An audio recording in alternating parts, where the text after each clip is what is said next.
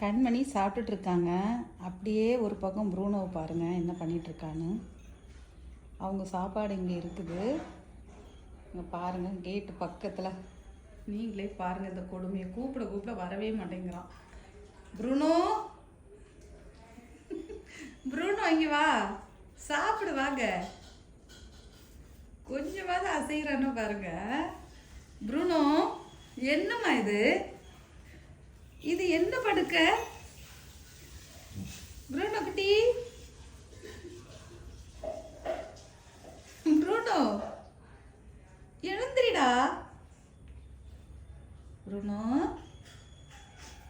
பாருங்கங்க, கொஞ்சம் கூட அசையாம சாப்பாடு வச்சப்புறம் எழுந்திரிக்காம எப்படி படுத்திருக்கான்னு. ப்ரூனோ பிள்ளைக்கு நல்ல உறக்கம்.